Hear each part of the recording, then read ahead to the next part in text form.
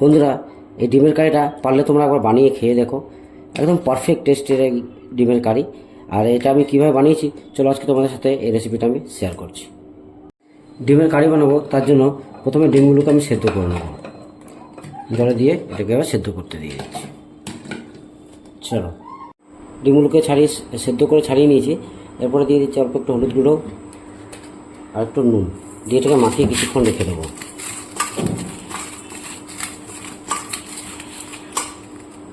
এবার ডিমগুলোকে আমি ভেজে নেব।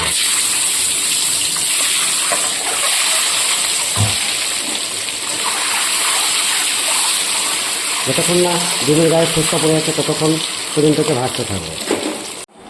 ডিমগুলো আমার ভাজা হয়ে গেছে, এবার তুলে নিচ্ছি।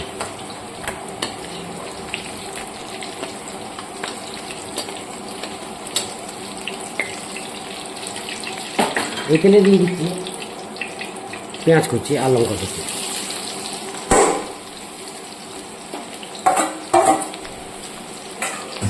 এটাকে একটু হতে দেবো। দিয়ে দিচ্ছি পেঁয়াজ একটা, টমেটো একটা অ্যাড করে দিলাম।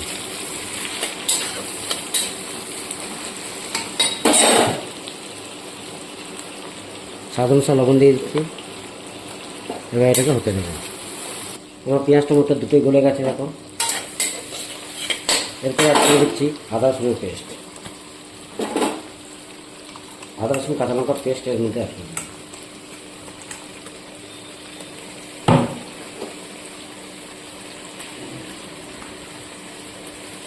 কিছুক্ষণ কষিয়ে নেব। দিয়ে দিচ্ছি 2 দানা চিনি আর দিয়ে দিচ্ছি হলুদ গুঁড়ো 1 চামচ, লঙ্কা গুঁড়ো 1/2 চামচ কালার জন্য, আর জিরে গুঁড়ো 1 চামচ। এবার মশলাটাকে কষিয়ে নেব।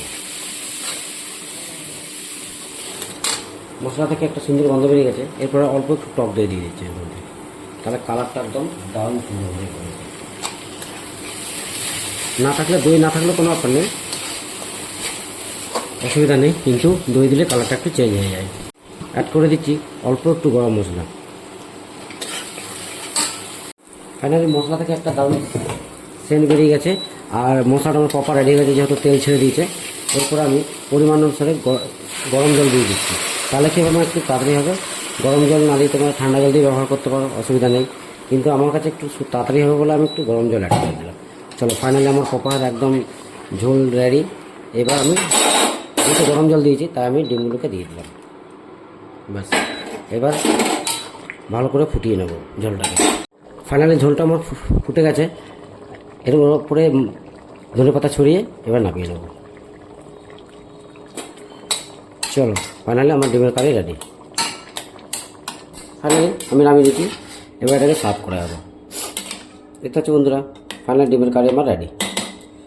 চলো, ভালো লাগলে অবশ্যই ভালো মন্দ কমেন্ট করে জানাবে বন্ধুরা। Thank you.